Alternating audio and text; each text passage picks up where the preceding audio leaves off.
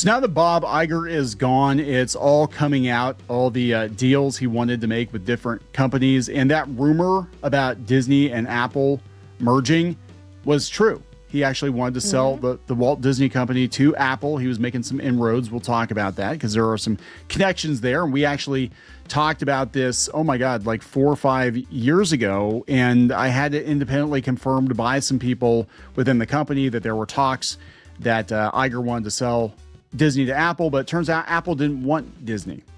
It wasn't worth it. It wasn't worth it.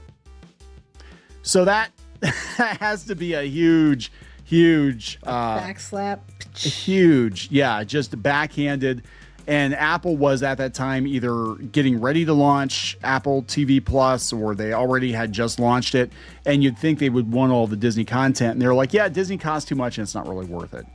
So we'll talk about that. We're going to talk about how Bob Iger, yes, wanted to buy Twitter. There were talks about him buying Twitter, and that would have gone probably not so well for them. They would have lost a lot of money on that because Disney would have wanted to censor everything and monetize everything. And it probably would have been like when they bought go.com and there's like no purpose. Funny. I think it's funny. People are like, did you know about Twitter? It's like, yeah, we've mentioned it many times.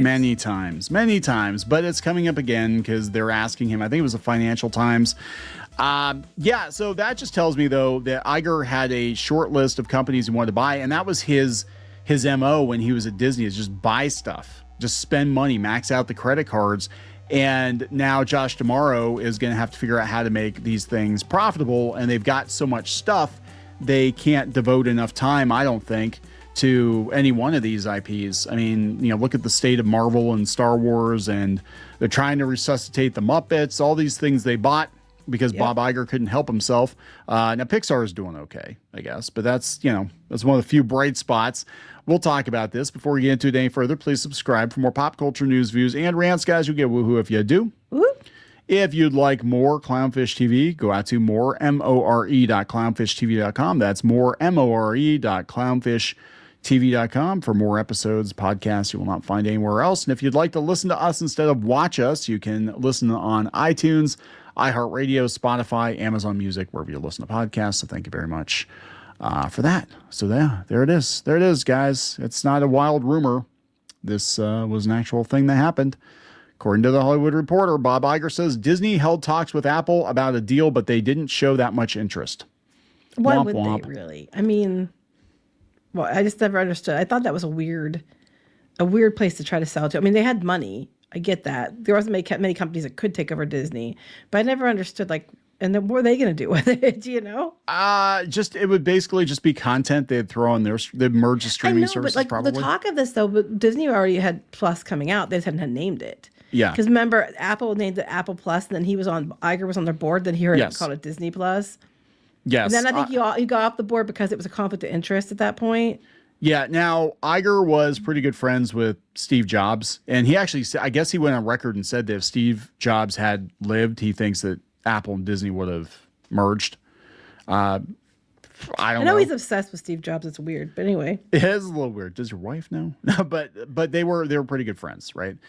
So this is coming from, again, the Hollywood Reporter. They said in an interview with the Financial Times, Iger also recounted Disney's ill-fated deal to acquire Twitter, a desire to secure the James Bond franchise, Jimmy Kimmel, Bob Chapek, and more. If they had got James Bond, I can't even imagine. Well, I mean, I don't know how much they can ruin it compared to what they've already done, but Disney would have found a way to ruin it worse and faster. Oh, yeah, absolutely. It's Jane Bond now, bitches. Jane Bond. There we go. The most newsworthy comment from Iger was confirmation that Disney held acquisition talks with tech giant Apple. Yes, we knew about this. Everybody kept talking about that. Everybody was talking about it. It was a rumor, and I asked some people that would know, and they're like, oh, yeah, no, that's totally a thing that happened or is happening. We've heard rumblings about it. And honestly, it probably would have been a decent enough fit. I think there's a lot of crossover there, but Apple didn't want Disney. We talked about it internally. We had some conversations with Apple about it, but it never went anywhere. Apple didn't show that much interest. So Apple doesn't even want Disney. And Apple's got money coming out of their ears. Like I said, it seems weird. Like, why? What were they realistically going to do with Disney? I mean, yeah, streaming and stuff, yes, but at the time it was just movies. Streaming was coming, but they didn't know how it was going to go. It was just movies and theme parks and stuff like that. What were they going to do with it?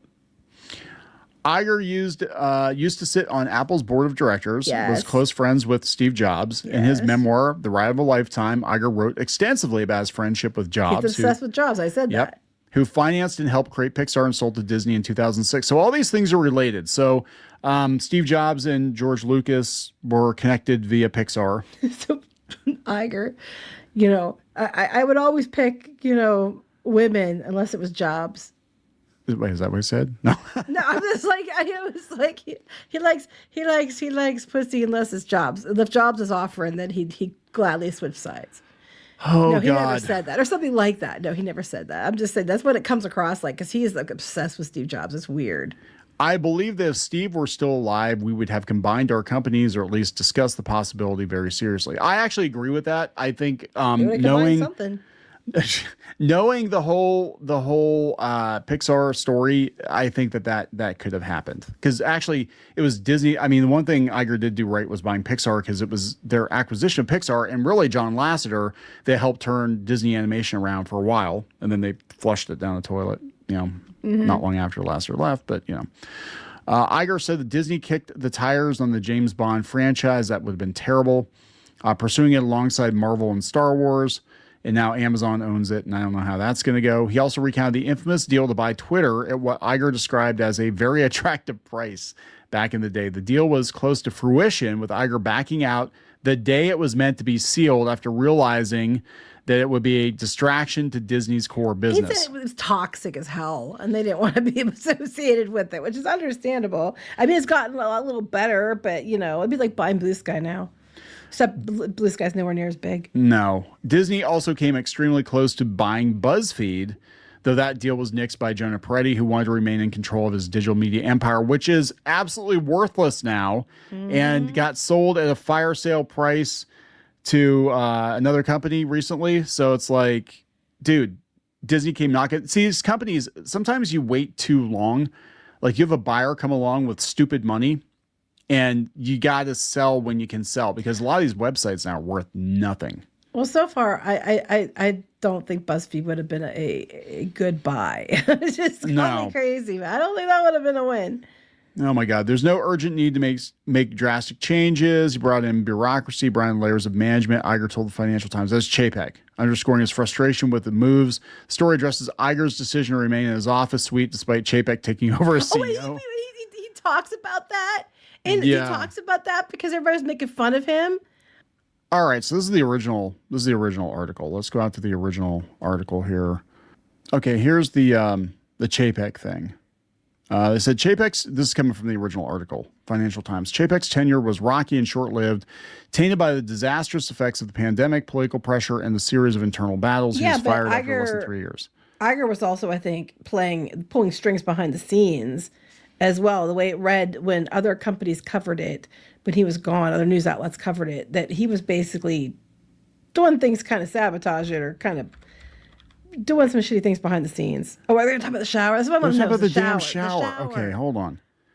So they said after deliberations, the board agreed. Iger kept the role of executive chairman as well as creative oversight of the company's vast output. He also kept the office with the private shower he used for the long days that bled into a swanky premiere. Chapek moved down the hall, a situation Iger is keen to defend. He was keeping the trains running on time. Why should I leave the office? I'm not leaving the company. That shower. He did have to leave the company. That was only a temporary thing that he was in charge of the board. He was there for a bit, then he was gone. I'm staying as the senior executive. Chapek did not respond to requests for comment. Oh yeah, he's probably not allowed to. Then he stayed as like he said the office. I don't know. Last time I checked, consultants shouldn't get that office, but that's just me. Many regard that management structure as inherently unstable. Iger says Chapek had accepted the structure as part of his job. Well, maybe Iger shouldn't have demanded that if he was actually going to fucking leave. I don't know. I mean, I'm not defending Chapek, but I just think it's stupid that he deliberately made sure that he had to keep track of it and everything had to be done his way. And I think they made sure that was not going to be the case this next time, because he completely screwed the company last time. Yeah, he's like, yeah, it went bad. This is Iger. It went bad. COVID made it a lot harder in fairness to him and everyone. People think he was a scapegoat. They think that he basically put Chapek in charge, set him up to fail so he'd come back as a hero, but then he came back and actually things got worse. Chapek stamped his own authority on Disney with new hires and changes to strategy, reorganizing its media business around streaming and changing pricing structures as parks, and they moved into the big office. Well, the streaming actually is what saved them. Yes. It is true. If they didn't have Disney Plus, they would have been completely screwed. Financial results and morale suffered. DeMauro remembers the period as exceptionally hard. The world felt like it was falling apart. Are we going to survive this? It was a difficult time. This is Josh DeMauro. So Josh DeMauro, who's the current CEO of Disney, is saying we were in a really bad place.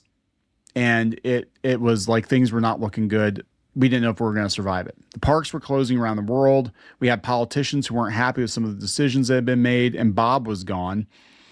Chapek was also seen to have made some errors, such as the "Don't Say Gay" controversy. Well, that was actually not got involved. He should have stayed out of it.